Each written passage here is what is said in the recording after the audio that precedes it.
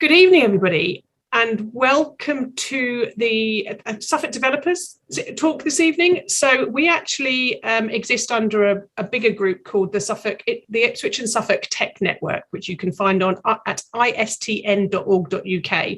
And we're a collection of roughly 10 meetups altogether. So we've got Agile User Group, Women at Adastral Park, Suffolk Developers, various different specialisms. And within any given month, by the beginning of next year, we want to have about 10 hours of CPDs, this type of event that you can visit across the month. So that, really what we're aiming for. So a shout out to us if you have any talks that you want to give or any talks that you want to request, anybody you'd particularly like us to approach, then let us know. We're quite a collective. We're trying to go for high caliber talks next year. But to start off, we have Richard Astbury, who is a high caliber speaker, and specifically for us locally, he founded Dev East, which was lovely, our local conference, and has been a huge part of the community historically. So he's back this evening to come and give a talk for us, which is what is quantum computing. And I will hand over to Richard now. Here you go. Thank you very much. Definitely low caliber, not high caliber. So sorry to disappoint everyone. But thank you for the introduction, Sam. Can you see my screen? Is that coming through? That's a yes. That's a yes. Good. Well, welcome, fellow computer programmers from Suffolk, and I also noticed some from Norfolk as well, but that's okay. We're all friends. So this evening, I'm going to talk about quantum computing. I'm not an expert in this field in any way. This is not what I do for my day job. This is purely an interest for me, and I spent quite a bit of time reading and watching videos and learning about quantum computing. So I thought I'd share my knowledge with you all before I forget it. During the course of this talk, please feel free to interrupt and unmute and speak and ask questions. It's really hard doing presentations to people when you can't see them. I find it anyway, so it's really nice to have some interaction to at least know you haven't all fallen asleep. So, first of all, why quantum computing? What is it? Why are we talking about this? And I think it's interesting that 40 years ago, Richard Feynman, physicist and science communicator, kind of posited that if you wanted to study quantum mechanics, then you should build a quantum computer. And what is quantum mechanics? Well, it's the kind of study of very, very tiny particles, subatomic particles, and their behavior, which turns out to be quite different to the behavior of the world we inhabit. Richard Feynman also said, anyone who understands quantum mechanics doesn't understand quantum mechanics, and I, for one, do not understand quantum mechanics, so I can't explain everything that happens in this mysterious world, but many of these things and behaviors we're going to talk about this evening are real, and there are real experiments that prove these things. I'd also like to say that Richard Feynman is probably not is very well known as a science communicator and also as a bit of a womanizer. So I don't know whether we should be holding him up as a good figurehead these days. But I'll let you make your own mind up in that regard. So before I start, I accepted this talk before I joined Microsoft. I jumped onto this bandwagon. And I should say that I have absolutely no inside knowledge from Microsoft in this talk. This is not a sales pitch. There's no commercial offering that Microsoft have in this space. And this is a purely outsider's perspective. I tried, in fact, to get in touch with a guy I knew on the quantum team, but unfortunately, we couldn't get our diaries to synchronize in time. But this is purely an outsider's perspective, and there is no Microsoft content here. And no aim to try and sell you any Microsoft products, even though they do have the best cloud. So what topics are we going to study? Well, you can read those for yourself. What we're going to do is we're going to get a basic understanding of what a quantum computer is, how it kind of works, and how we can program it. I'm not going to cover the really complicated maths that underpins all of this. And if you like matrix multiplication, then go ahead and research that for yourself, but it gets complicated very quickly. And I don't think it's necessary to understand the basics of how this stuff works. I'm not going to cover all the history of this field, which goes back a long time, and it's probably very interesting in itself. But I'm going to focus on the here and now and what's currently available, and how this stuff basically works. So let's carry on our journey. Why quantum computing? Well, for me, it's a kind of the interesting intersection between quantum physics, the study of the very small, and the kind of real edge of our understanding and the really interesting end of science. And it's the intersection between that and computer programming, which is, of course, what we're all interested in. So quantum computer programming must be the most interesting of the most interesting. And that kind of is what drew me into learning more about it. Does anyone else have any experience with quantum computing? Have anyone got a quantum computer or programmed one or seen one or played with one at all? Total silence. Good. Let's carry on. What does a quantum computer look like? Well, this is Google's chip. This is the Sycamore chip. This houses 53 qubits. So the qubit is the quantum unit of computation, similar to a transistor. This is a silicon-based substrate, and the qubits, the quantum particles, are actually tiny currents that sit on the silicon and are manipulated in the same kind of way that we manipulate currents on chips in conventional computers. And that's why this is kind of leading the way, both Google and IBM adopting this kind of approach for the quantum computer. And they've had some pretty good progress. And a couple of years ago, Google announced quantum supremacy. What does quantum supremacy mean? That means that for a particular, and I say rather contrived problem that they tried, they managed to perform the calculation faster on a quantum chip, this one, than on a classical computer. So there's a very narrow set of problems that it can solve, and this was I think it was finding the factors of large integers, something like that. Something that didn't really in itself advance our understanding of the world very much, but it kind of proved that the quantum computer is emerging as a superior computing platform for some fields. Now, IBM have since contested that and said, well, if you build a computer and you wrote a better program than the algorithm that Google suggested, and used some machine learning or artificial intelligence, you could probably run it in a similar kind of time scale on a conventional computer. But I mean, I think IBM is just bitter that they didn't get there first. So this chip, as you can see, is very small. It's housed in this assembly. This contains all the wiring to connect to the qubits, and then this whole thing is immersed in a cryogenic fridge. It's cooled down to a few millikelvin above absolute zero, and that's where it sits. Why does it need to be so cold? Because this equipment is very sensitive. It's very sensitive to any disturbance, be that sort of thermal noise or other disturbance, because these tiny currents are incredibly delicate and sensitive. This makes it very difficult to scale this kind of computer out, which is why they're still at the kind of 50 qubit. IBM have announced a 100 qubit design.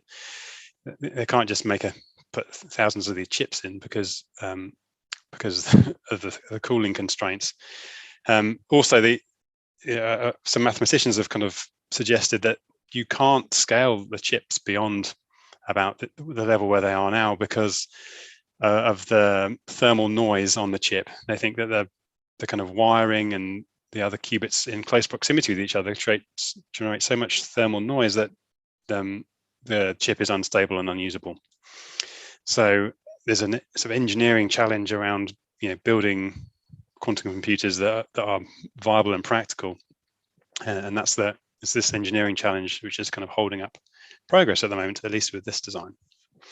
But this is not the only design on the market. There are indeed others. This is a quantum computer from China, so from a Chinese university.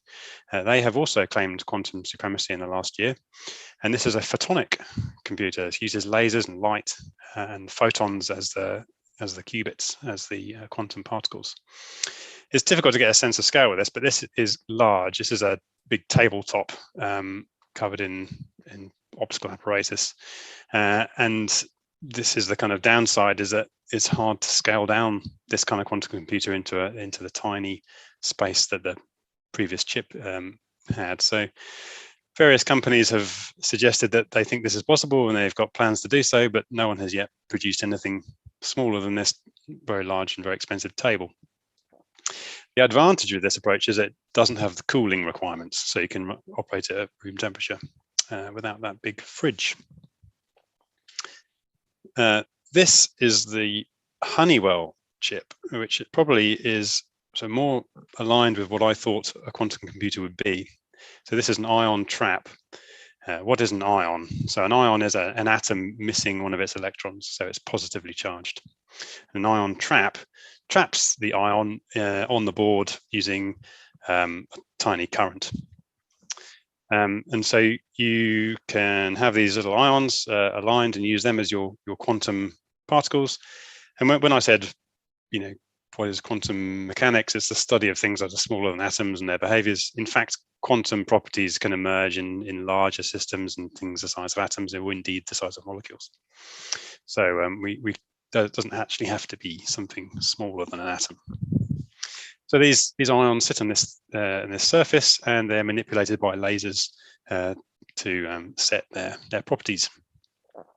What's interesting about this approach is that it doesn't have to be cooled quite so much. It still has to go down to about 0 Kelvin, but not to the absolute 0 that the other Google chip required. And it's also a more stable design. So we measure how stable a quantum computer is with something called a decoherence time, which is how long the qubit can stay in a particular state. And this is milliseconds or less, microseconds or something with the Google chipset, and it's a bit longer. It's still sub-second on this kind of chip, but it's a longer and more stable design. The D-Wave quantum computer is by far the most commercially successful so far, and you can go ahead and just go and buy one if you want. And I think Google have bought one, and I think US State Department or the government have got some. But this is an argument going around as to whether this is really a quantum computer. It does quantum annealing, and so you have to, which basically means you have to build the computer architecture to solve the particular problem you want to solve, and it's not quite as generally programmable, not as general purpose as a convention as the other quantum computing options. So I view this as more of a quantum calculator rather than a quantum computer, but it is, they're making money and selling quantum computers. Finally, the real outlier here and the kind of way off option is the Microsoft one. This uses topological qubits, and this starts to get very complicated very quickly. But the difference here is it doesn't use a particular particle's properties to encode the quantum information. Instead, it uses the interaction between two particles. Unfortunately, these particles are also as yet unseen by science. So whether they exist or not, or whether this chip will even work, is questionable. Microsoft had to retract a paper earlier, I think it was earlier this year, as they've made claims which they found then to not be true. So this is a much more complicated design. They're still several years away from having a viable quantum computer using this design, if it works at all. But if it does work, it would provide a much better quantum computer than the other options. The reason is that it will have much better error correction. And we'll come on to looking at what that means later, but there's a lot of error and probability involved in quantum computing. It's not like the computers you're used to. It's far more about probability and error correction. And this will be a far more stable design, which means that you can get better calculations with fewer qubits. So we'll see who wins the quantum computing arms race. I don't quite know which technology will win, and it'll be exciting to see what emerges. But this is a kind of fun photo I put in to sort of summarize my thinking in this area. So this isn't a quantum computer. This is a valve-based computer, a conventional computer.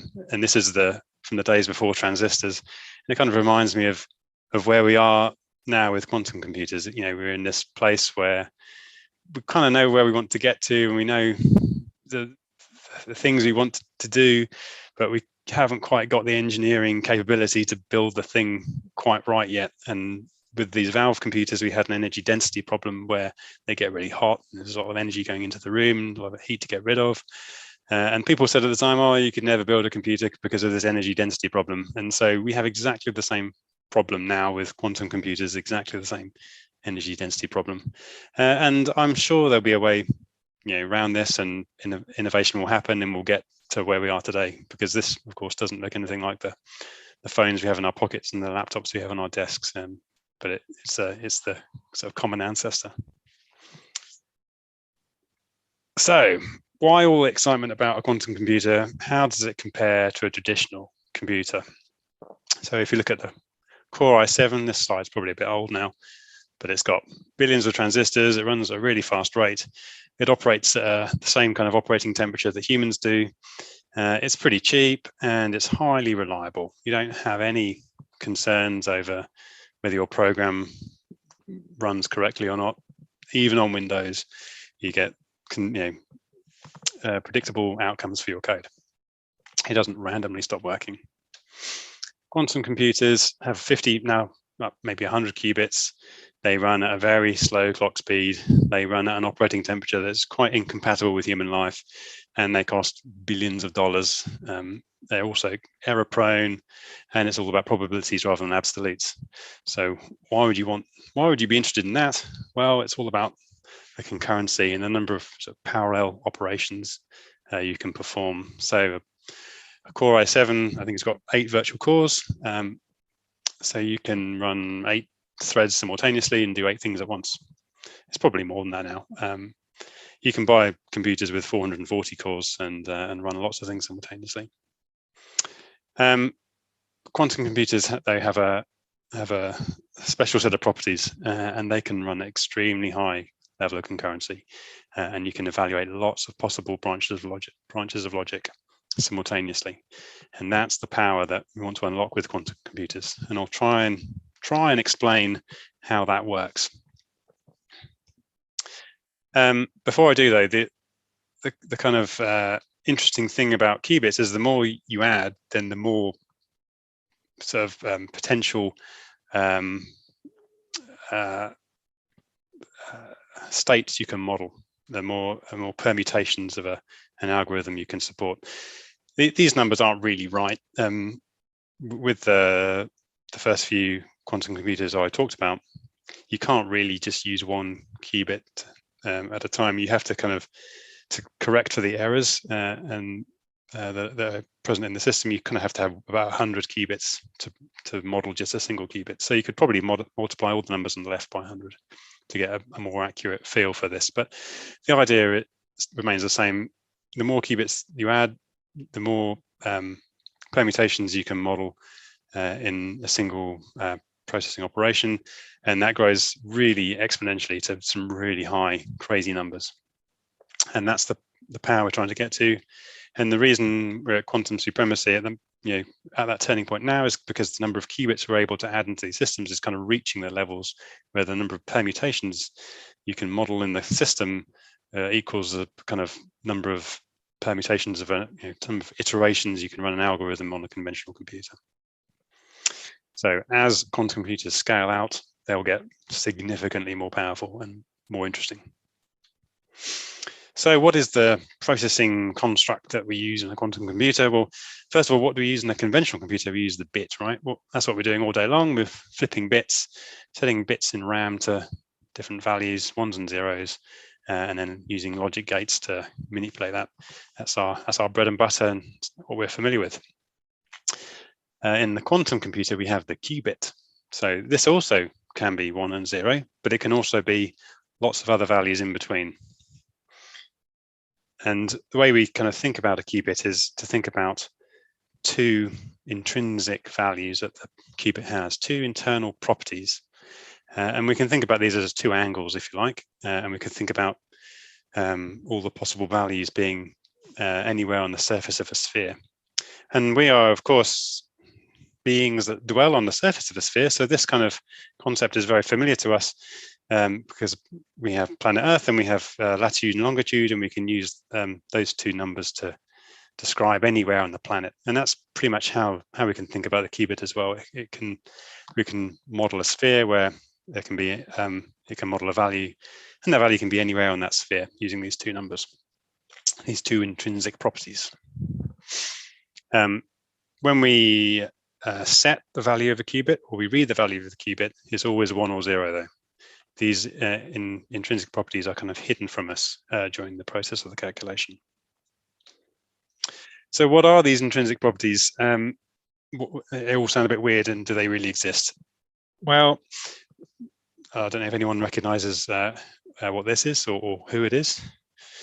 No, I don't know who it is either, but it is a MRI scan, and it's a really cool piece of kit, an MRI scanner. So it's using the magnetic field of water molecules, or the atoms in water molecules, to kind of, it has a huge magnet in there, and it aligns all these little electric fields, and then uses radiation to then light these up and excite them, and then takes pictures of that. So I forgot where I got to. So the magnetic field property is a quantum property of that atom and molecule. So we're already using quantum effects for this kind of imagery. There's actually quite a fun secondary quantum property that MRI scanners use. Does anyone know what that is? More silence. Well, I said they have very large magnets, and they're huge, like 1 Tesla electromagnet. And to maintain a magnetic field strength of 1 Tesla, you have to pump a lot of current around your magnet. So what they do is they lower the temperature of the electromagnet until it becomes a superconductor. And that is another quantum property. It's when what was it called again? When I've totally lost what the name of the thing. Anyway, there's a function which describes the position of where quantum particles are. The wave function, that's it. And when you call it down, the wave function expands, and when it expands sufficiently and overlaps, then weird things start to happen. And one of those weird things is superconductivity. And so the resistance of the magnet goes all the way down to 0. So at that point, you no longer need to have the MRI scanner's magnet plugged in. The electromagnet just continues to run unplugged, and the current flows around the magnet, and the magnet continues to have the same magnetic strength until someone walks into the room with like a metal belt buckle on or something and sticks to the machine, and then they have to demagnetize it, which takes a couple of days, and then charge it back up again. But yeah, it's quite cool. MRI scanners exploiting 2 separate quantum properties to work. So with these qubits and these quantum properties, what can we do? Well, what do we do with traditional Boolean logic? We have logic gates, not and, or, and NAND, XOR, NOR, all these logic gates that again are our bread and butter and we use all day long. Does anyone know what kind of quantum logic gates there might be? How do we program a qubit? Any ideas? No, that's good. So, well, I said that these qubits can be 1 and 0, and that's true. And they can also be any value in between. And so if you're going to transpose, change the value of a qubit, it can be anything, right? You can change these intrinsic values from anything to anything. So there are an infinite number of gates you can have with quantum computers. But our friends in the 1950s kind of did a lot of thinking about this and kind of came up with a subset of gates that would be useful. And there's a few here. Pauli is of the Pauli exclusion principle fame. And there's CNOT, which is kind of similar to NOT, and SWAP and Hadamard, which I'll come on to in a moment. The interesting thing about quantum logic gates is that they cannot lose data. So you can't have a logic gate that just sets the value of a qubit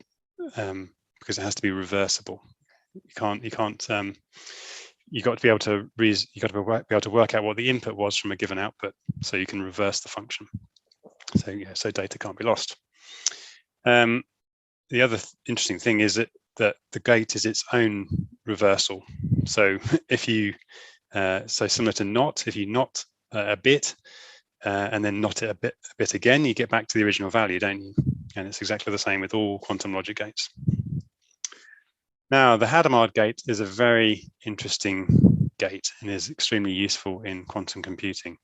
And this gate puts the qubit into a superposition. Has anyone heard of a superposition before? No?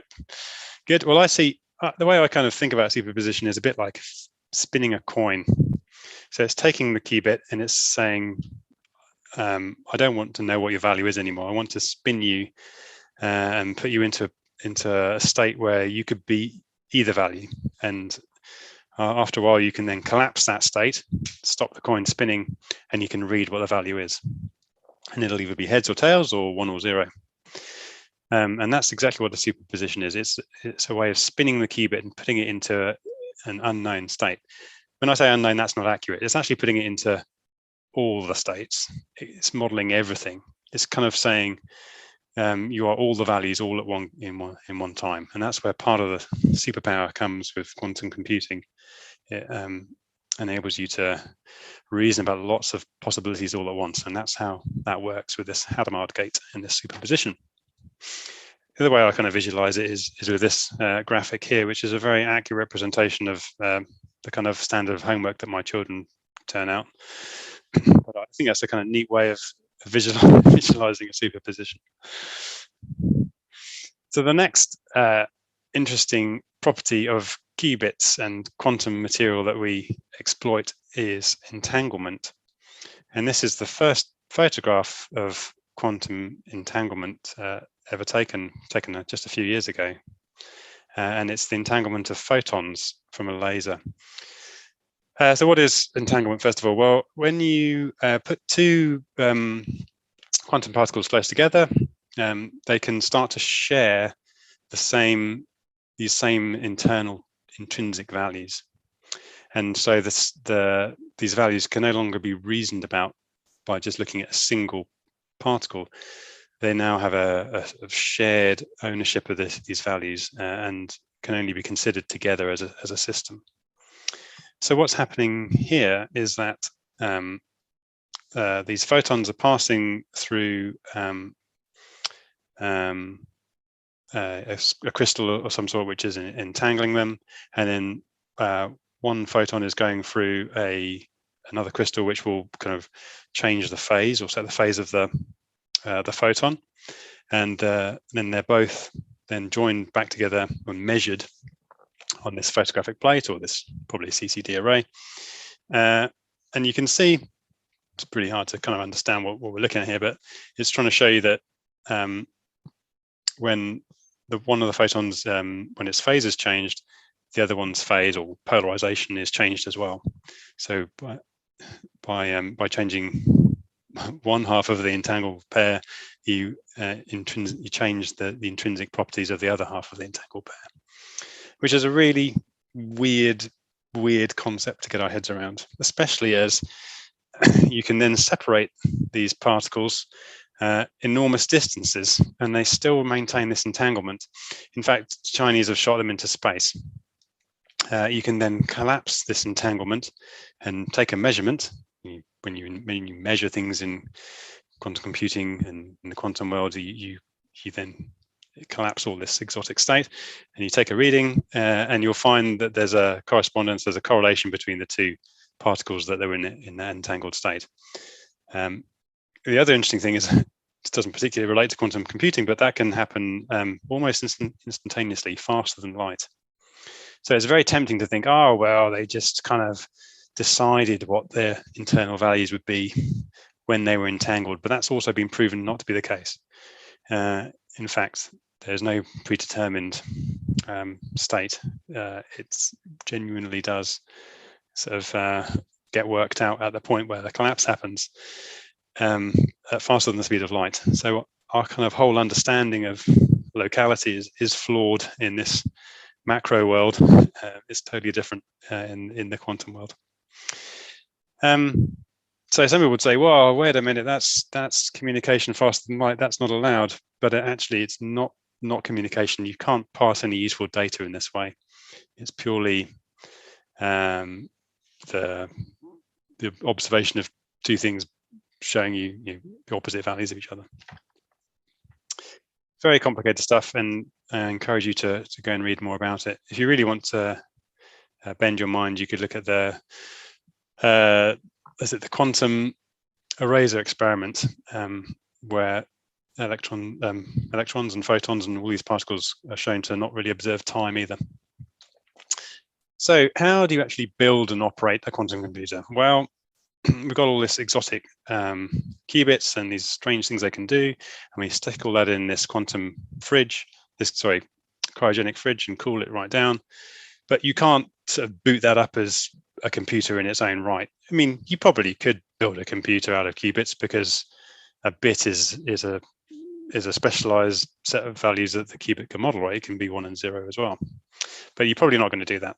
What you're going to do is you're going to have a classical conventional computer, and that's going to send some instructions to the quantum computer about what the values of the bits should be, what the gates should be to transform those qubits through different transformations, and then it's going to sort of end that program, if you like, their set of instructions, and then take some measurements, and then it's going to then step through to the next step of the program, send some more operations down, take some more measurements, and this cycle will continue until you've finished your program. So you should see a quantum computer far more like a sort of graphics card, which is a highly specialized piece of equipment for doing very small calculations in parallel. Well, I probably see it more as a kind of science experiment that you attach to your computer via a USB cable that does measurements and operations on a bunch of qubits in a little lab there. I mean, it's not going to be a little like a laptop or a desktop computer anytime soon. It's a highly specialized piece of kit. The other thing is to note that it will probably be something that you'd access in the cloud via an API. Probably not something you're going to operate at home anytime soon. Probably not only because it's hugely expensive, but it's also very takes a lot of skill, I expect, to operate it and calibrate it and pour in the liquid nitrogen or whatever needs doing to cool it down. So it's a specialized piece of kit. But I expect in the next few years you will start to see powerful quantum computers in the popular clouds, be it Amazon, Google, or Microsoft. So how do we actually program these things? We are software engineers and we want to write software. There's quite a neat sort of visualization or visual way we can look at quantum programs. And the way to read this is that each horizontal line is a qubit. So we've got 2 qubits in this program, X and Y.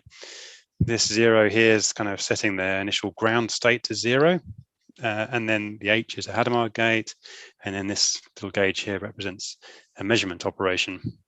This is Deutsches Oracle. Maybe I'll come back and talk about this later if it's interesting, but this is the first kind of example of where people started to realize that there was some potential in quantum computing. I think this came out in the 1980s, this idea, where if UF here is a kind of hidden function. We don't know what the function is, but we want to test it by putting different inputs in and measuring their outputs. Ignore the bottom line for now, we'll come back to that. But with the classical computer, you have to have a few goes. You have to have at least 2 goes, right, to figure out what function is inside here. Is it a not, or is it just pass the value straight through, or does it set the value to 1 or set the value to 0? Without going through those combinations, you can't reason about what it is. With a quantum computer, it only takes 1 operation, because you can pass this superpositioned qubit into this function, and it goes down both logic groups at the same time. It's both 1 and 0, right? It's all the values. So it tests out all possibilities of that function, and then you can measure what the outcome was. So people started to realize, we can build quantum computers that can do operations, take less steps to perform the operations that a classical computer has to do. So the reason we have a second qubit involved, why do we need this? This is about going back to what I said about quantum logic gates needing to be reversible. And because we don't know what this function is, it could be setting the qubit to 1, which would lose the input data, be throwing away data in this non-reversible function. So this qubit the function has to output what its input was, so that you can get back to what the input was, because you now know what the input value is. In fact, we can just discard it. It's not important to us, but it has to be there as part of the principle of building a quantum computer. So that is the visual way of looking at qubits. Of course, this probably won't scale when we start to get computers with hundreds or thousands of qubits. IBM have got QASM, which is a assembly kind of style language for working with quantum computers. And you can kind of see this is reset. So this is setting qubits. Qubits are in an array here, setting them to their ground state. And it's H here is doing the Hadamard gate put into superposition. And you can see some measurements going on here as well. This is another gate being applied. So it looks pretty low level, but in fact, it's quite readable. I'm not sure I particularly like the syntax. It looks like Pascal to me with all these semicolons. And then this is Microsoft's Q#, which is it's actually DSL of F#, and it's a much more friendly programming language. Looks more similar to the kind of languages we're used to using, I expect. And you can see here again, you got thing. Here is a qubit, is a variable that represents a qubit, and we're putting it into a Hadamard gate, and then we're doing a CNOT on it, and another CNOT, and another Hadamard. Why would you do 2 Hadamards? Anyone know? Why would you do 2 CNOTs? Do you do 2 Hadamards because every quantum logic gate is a reverse of its own. So Hadamard puts it into superposition, but it also takes it out of superposition. Anyway, that's a bit of fun. The interesting thing about Q# is it interoperates with C#. So we talked on the earlier slide about the quantum computer kind of doing operations that are controlled by a classical computer, and this kind of integrates them into the same program. So the C# can call Q# functions which instruct the control the qubits, and then the Q# can then call back to C# to do imperative programming, and the kind of 2 can operate in the same program, which is quite a neat way of thinking about it. Personally, I think this is all very low level still. We're not in our day-to-day jobs. We don't have a big array of bytes that represents all the RAM on our computer and start reading and setting the values of individual bits. But that's what we're doing here. So I guess I got a bit disappointed when I started to see how low level this stuff was. I mean, this is the highest order programming language for quantum computing, but you're still dealing with individual qubits. And there's no kind of abstraction above this. I want to like an NPM package there where you kind of have a bubble sort that's really fast or something like that, but that's not where we are. So let's have a live demo. I will walk down to my basement and pour some more liquid hydrogen in the fridge. No, that's a joke. But we can use IBM's quantum experience, which sounds like a ride at Alton Towers, but it's kind of this visual designer uses the same concept as before. So each line is a qubit here, and we can go ahead and we can start to drag on quantum operations. So we can set the ground state, set our qubits to 0, and it's kind of showing us what it thinks it's going to see as the output. So it thinks we're going to see 2 zeros or 3 zeros because we've got 3 qubits. We can get rid of that one down to 2 qubits. It also shows us that nice graph. It's a Bosch sphere. It shows us the intrinsic values. So what we should go ahead and do is add the Hadamard gate to put our qubit into superposition, and you can see now one of our qubits is in this kind of undetermined state where the it could fall down to either 1 or 0 with equal probability. It's exactly somewhere in between. It's both 1 and 0 at the same time. And then we can put them into entanglement like this. And now it says, the probability is either you're going to see 0, 0, or 1, 1, never 0, 1, and 1, 0. So why might that be? Again, silence. Oh dear, maybe you didn't understand my talk. But it shows, because then these qubits are now in an entangled state, they now have shared intrinsic property, right? So that when you collapse them, they're the same value. So we didn't ever set anything to 1 here, but we kind of set one of them to have a probability of 50-50, and then we entangle them to say, well, now you've got a shared state. And so they both have a kind of joined state that they're either going to be 0, 0 or 1, 1. And then we can, I think this is the measurement one, so we can take some measurements to collect the state. No, it thinks they're both going to be 1, 1. So this is going to be kind of interesting. On the right-hand side, we have the QASM representation of the program as well. So you can see that being built up. So let's try running it. How do we run this thing?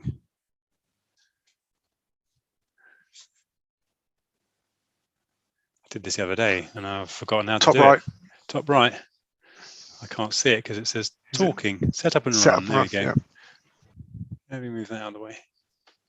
That's better. Cool. So now we can choose which quantum computer we want to run it on. I think these are all the quantum computers. So IBM have got loads of quantum computers that they've connected to the cloud. These are all in the basements of various IBM buildings around the world. Some of these are simulators. We're not interested in simulators. Some of them are real. So 32 qubits in that one, 100 in that simulator, 5,000 in that simulator.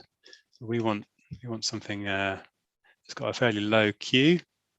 So there's 6 jobs pending, 10 jobs pending. I think it's selected the best option for us. So this is a quantum computer somewhere which has 5 qubits in it and has only 3 pending jobs. So let's run it on there. Now, the next thing we want to do is choose how many times we want to run our program. So we don't just run it once. I'll actually start this. We have to run it lots of times. Why do we have to run it lots of times? Because it's not reliable. It's not like a Core i7, which is going to give us the same answer every time. It deals with probabilities, and there's a chance that you'll get the answer you weren't expecting. And there's not only because of the thermal noise, but just the nature of quantum computing. It's a probabilities game. So you have to run your program 1,000 times to see a good answer. You can run it once if you want to, but you don't get a statistically significant result, right? You get a result. Is that run already? That was quick. So it's completed. The details of it. I think it tells you how long it. Oh, here we go. Status timeline. So transpiled it, validated it, put it in the queue for 15 seconds while I was talking, and then it ran it. And at the time it spent in the system is 2.9 seconds. So it kind of gives you a feel for how fast the quantum computer is. It's not that fast, right? It's run it 1,000 times in 3 seconds. So it's quick, but it's not as quick as the processors in our laptops. And then we see the output, and we can see this is quite interesting. This is quite a large margin error here. I was expecting this bar to be much lower, and so you see the qubits coming out of their entanglement and their superposition, and they should both have the same value, either both 0 or both 1, because they've been entangled. But we're seeing quite a few coming out with 1 and 0, which is interesting, and it just demonstrates that the nature of where we are with quantum computing at the moment is that's not what I expected. But there's obviously a strong indication that the program kind of mainly worked, and we kind of got the answer I was hoping for anyway. So this is totally free. You can just go up and sign up for it and start playing with it and build your own quantum programs and try them out and experiment. And it's not just a toy. There's been lots of scientific papers written about the programs that have been run on this system. So it's a real piece of science you can play around with here. There's nothing. I mean, I think 32 qubits is the maximum size, which is as it goes, actually a pretty big quantum computer. But it's you can probably run an emulator on your own computer that's of similar size to that. The Q-Sharp the tooling comes with an emulator if you wanted to just play locally with that. So you can probably emulate that kind of size quantum computer. So you're not going to be cracking too many passwords or strong encryption at the moment. But I think this kind of illustrates the way ahead in that this is how you will use your quantum computer in the future. You'll submit a job to Amazon in a queue, and you'll pay however many pounds to get it processed and everything else, like every other cloud service we have. So, quick return to some slides before we go through some questions. So, I just wanted to show a few more quantum programs just for fun. So this is quantum teleportation. So this is about sending secrets between Alice and Bob, and we can use qubits for that, and we can entangle them and put them in superposition, and we can send data between two parties without having anyone inspect what our conversation is. Of course, this isn't really going to work in a quantum computer because you're not going to break the computer apart and send one end of it to Bob. So it's more theoretical than anything else, but it's totally doable to build programs that represent and model that scenario. This is one of the really interesting problems that a quantum computer can help with. It can help with a search, and the reason it's interesting is because it turns a search algorithm that searches through a data set from an ON problem to an O of square root n problem. So it dramatically reduces the number of steps to search through a list with the quantum computer.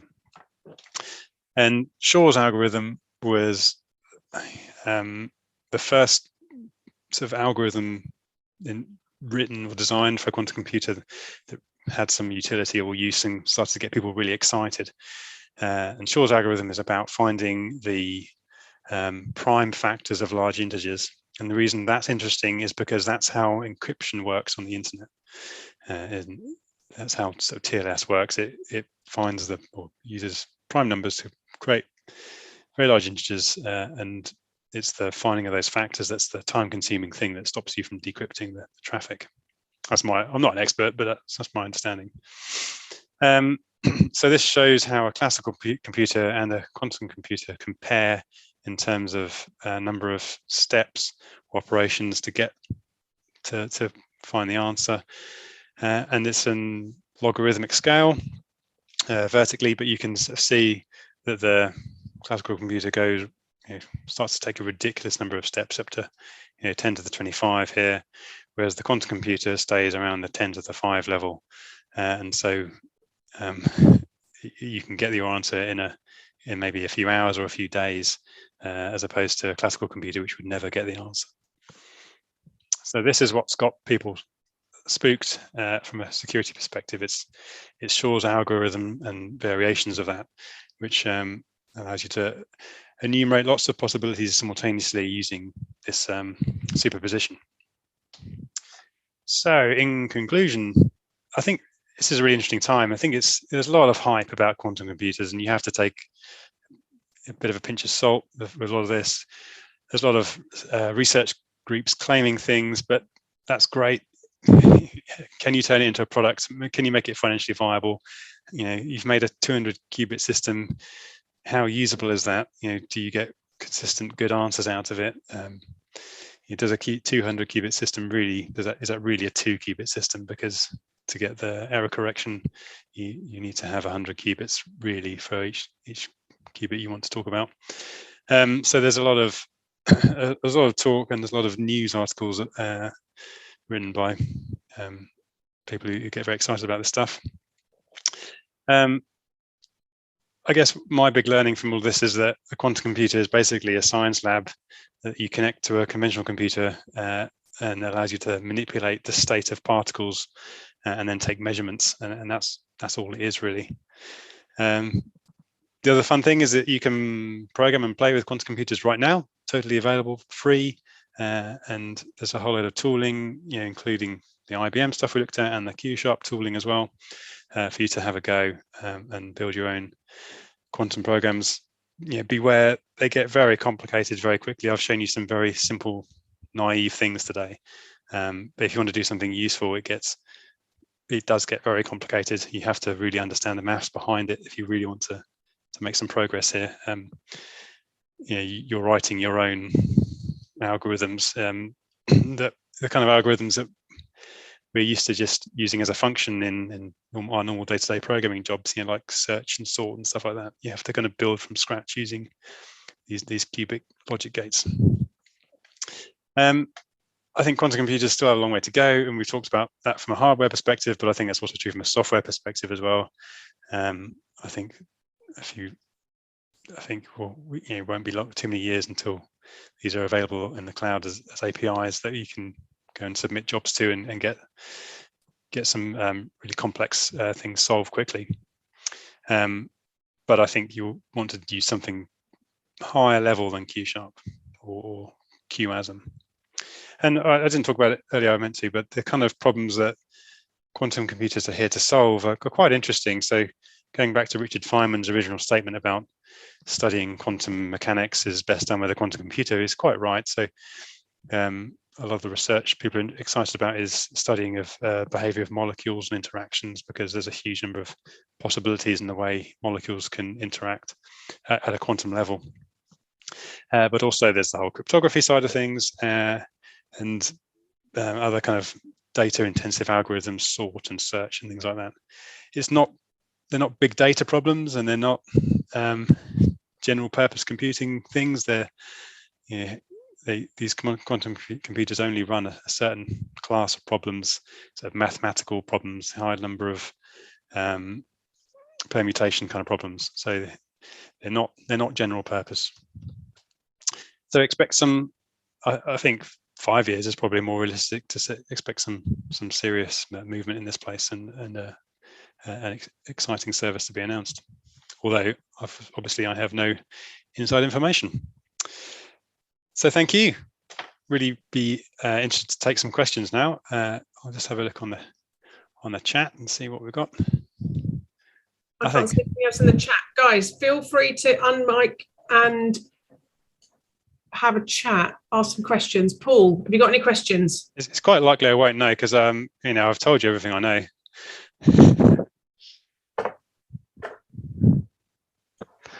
I'd like to say I've got lots of questions, but I don't really feel like I've got lots of questions at all. It's interesting. It is interesting. Is it what you expected, Paul? Well, I didn't really know what to expect. If I'm being really truthfully honest, I didn't know what to expect, because it's one of those areas that I don't really know much about, and I still don't know as though I know huge amounts about it again still. But every time I go on to one of these talks, I learn a little bit more. So I think it is one of those things where the more you learn about it, the more you realise you don't know about it. Yeah, and that doesn't change, I don't think. I find it really interesting that you have to run the same application or the same sort of program over and over to get the statistical significance to work out what the value might be. It feels like it should be slower than doing it in a traditional way. Yeah, that's where the talk around the error correction comes in, and where better design of those qubits could lead to more reliable programs than computers, and you wouldn't have to do all that iteration. Anyone else, guys? It was more an observation than anything else. If you go back, quite a lot of years, back to say the 60s, when the transistor was first invented, then putting several transistors in a circuit, people said that this was a very difficult problem, and they had separate power supplies for each transistor, and there were all sorts of engineering difficulties that were incredibly difficult to overcome. And over time, engineering solved all of those. And when you look back at it now, you think, well, what was the problem? Why didn't people just realize that you put transistors together like this? And lo and behold, they were stable, and et cetera, et cetera. And the same with the time sharing that you showed on the IBM thing, that yes, that's how computing was done back in the 70s and 80s. Yes, we've got the same time sharing approach, and it's interesting how history is just repeating itself. So everything that you said, there's an interesting analog back in the early days of electronics. So I have no doubt that all of these things are very likely to be solved by clever engineering minds, and we will then look back and think, well, why did we worry? So yeah, that was the observation. I think that's a very accurate observation. Yeah, I think it's an observation of mine that not much has really changed in our field since the 1960s, right, or 70s, and all this work around quantum computing, all the theoretical stuff, or much of it was done in the 1950s. There's a huge boon in science, with the nuclear age, and it's only now that we've caught up. Our engineering skills are sufficient to start to build the machines that they dreamed about back then, and I think that's quite cool. And I think it is absolutely just an engineering problem that we need to solve, and people will.